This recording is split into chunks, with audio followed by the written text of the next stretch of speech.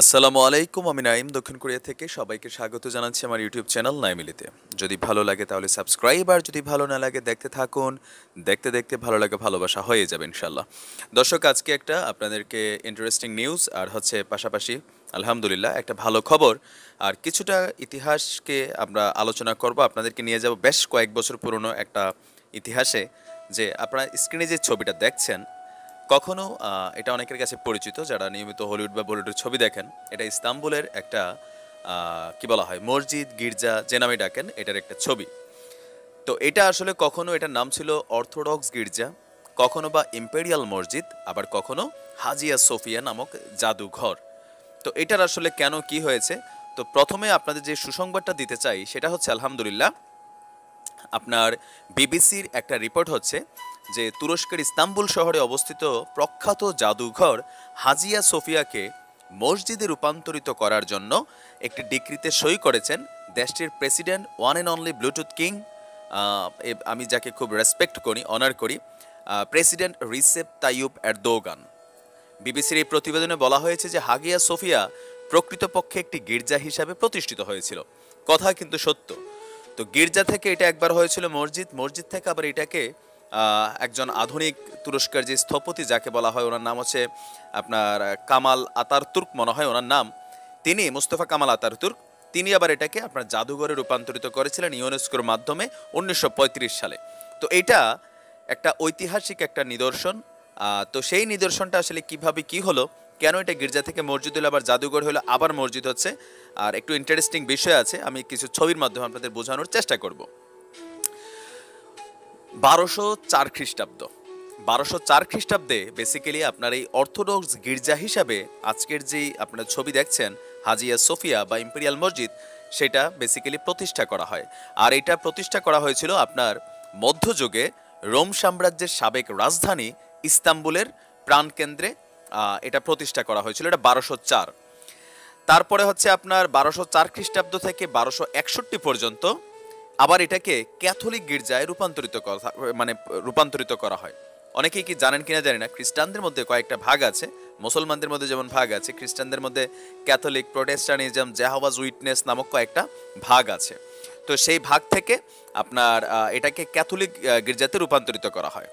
তারপর এটি আবার পুনরায় অর্থোডক্স গির্জায় রূপান্তরিত করা হয়, যার মেয়াদকাল 1261 টু 1453।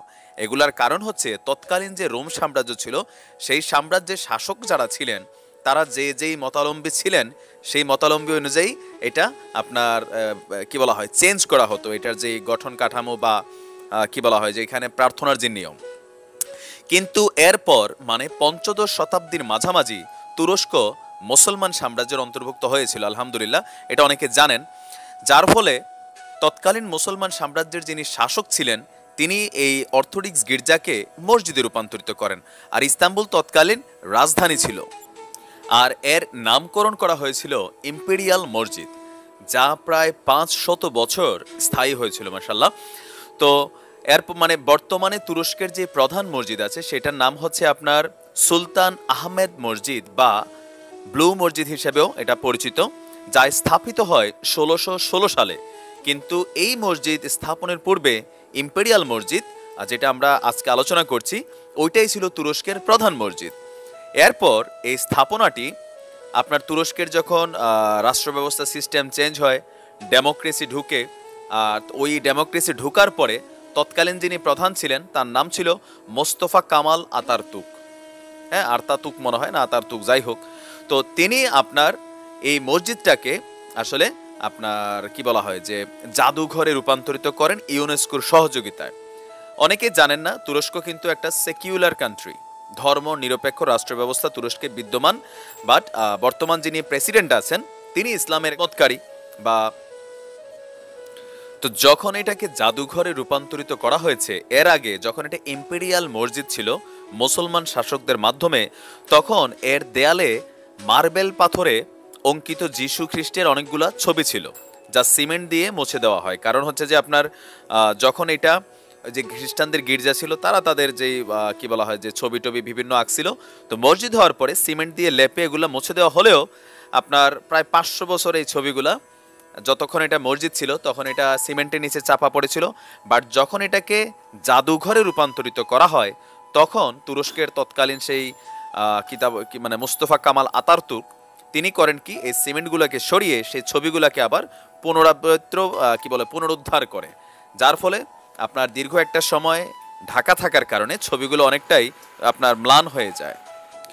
কিন্তু জাদুঘরে রূপান্তরিত হবার আগে এর দেয়াল জুড়ে আপনার মার্বেল পাথরে আল্লাহ ও মোহাম্মদ আরবিতে আপনার অঙ্কিত করা ছিল, যার কারণে এই লেখাগুলা তুলনামূলক অনেকটা স্পষ্ট এবং উজ্জ্বল রয়েছে। আর এরপর থেকে এই জাদুঘরে আবার নতুন নিয়ম প্রবর্তন করা হয় আপনার সেইখানে, যাতে যেহেতু এটা গির্জা ছিল আবার মসজিদও হইলো, তো কিছুটা তো ঝামেলা দেখা দিল। দেওয়ার পরে একটা সময় সেখানে আপনার দুইটা ধর্মীয় উপাসনালয় স্থাপনা করা হয়েছে।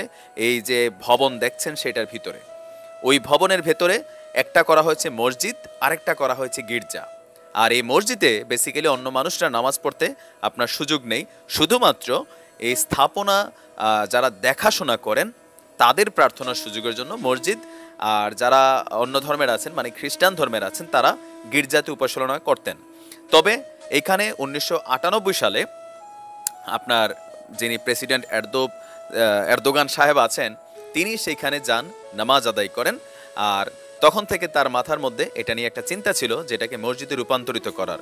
কিন্তু আপনার যেহেতু জানেন তুরস্ক একটা ধর্ম নিরপেক্ষ রাষ্ট্র, তো সেই ক্ষেত্রে এই জাদুঘরকে যখন আবার মসজিদে রূপান্তরিত করার জন্য তিনি বিবিসির সাথে মানে যেই রিপোর্টটা আসছে সেইখানে তুরস্কের ভেতরের একটা অংশের মানুষ যারা খ্রিস্টীয় ধর্মাবলম্বীর অনুসারী বা মুক্ত মনের বা ধরেন যারা বিশ্বের অন্যান্য খ্রিস্টান যে দেশগুলো আছে তাদের যারা অনুসারী আছেন তারা আবার প্রেসিডেন্ট এরদোগানের বিরুদ্ধে তাদের অবস্থান, মতামত, বক্তব্য দিয়েছেন। তাদের বক্তব্য হলো যে এরদোগান সাহেবের এই কাজটা আসলে এটা তুরস্কের মানুষের মধ্যে একটা অসন্তোষ তৈরি করবে, আর আন্তর্জাতিক বিশ্বে এটা একটা নেগেটিভ ইফেক্ট ক্রিয়েট করবে। কেন? কারণ এটা অতীতে যেহেতু গির্জা হিসেবে স্থাপনা ছিল, পরবর্তী সময় মুসলমানরা আসার পরে সেটা মসজিদ হয়েছে, তারপর আবার জাদুঘর হয়েছে, এখন কেন এটাকে আসলে মসজিদে রূপান্তরিত করা হবে? আমার অবস্থান কি? আমার অবস্থান হচ্ছে অবশ্যই এটা মসজিদ করা দরকার। ভাই শুনেন, ওই খ্রিস্টানরা ইহুদিরা অন্যান্য দেশে যা করে তারা মুসলমানরা পাত্তাই দেয় না। যার যেই দেশে ক্ষমতা আছে তারা কাজ করে। আপনি দেখেন রাশিয়া, দেখেন ছোট্ট দেশ, বাদ দেন রাশিয়া টাশি আমেরিকা বাদ দেন, মিয়ানমার, এই যে রোহিঙ্গাদের উপরে ধর্মকে কেন্দ্র করে একটা পুঁজি কইরা এই যে মানুষ মারলো, আন্তর্জাতিক বিশ্বরে ফাত্তা দিছে। মিয়ানমারের মতো একটা ছোট্ট দেশ, তো সেই ক্ষেত্রে তুরস্ক যথেষ্ট রিচ একটা দেশ, তাদের কি বলা হয় যে পাওয়ারফুল একটা অবস্থানে আছে।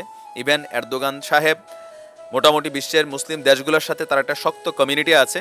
দেশের সিস্টেম যেটাই থাকুক, ধর্মনিরপেক্ষ আর যেটাই হোক, বাট যেহেতু তিনি একজন মুসলমান, আমি তার এই সিদ্ধান্তকে সাধুবাদ জানাই। অনেকে আছেন বলবেন যে না ভাই না, অন্য ধর্মাবলম্বী যারা আছেন, দাদা আপনাদের ভারতে যে মুসলমানদের যে মসজিদ ছিল ঐতিহাসিক বাবরি মসজিদ, সেটাকে ভাইঙ্গা সেইখানেও তো আপনার কি করা হচ্ছে, রাম মন্দির নির্মাণ করা হচ্ছে, তাই না? তো আপনার দেশেরটা আপনার কাছে খুব জটিল, অন্য দেশে যখন হয় অনেক হিন্দু ভাইরা কমেন্ট করেন, তবে আলহামদুলিল্লাহ যারা বুঝের মানুষ আছেন তারা কমেন্ট করবেন না, কারণ আমি জানি যে তারা বোঝে, এটা ধর্মীয় অনুভূতির বিষয়।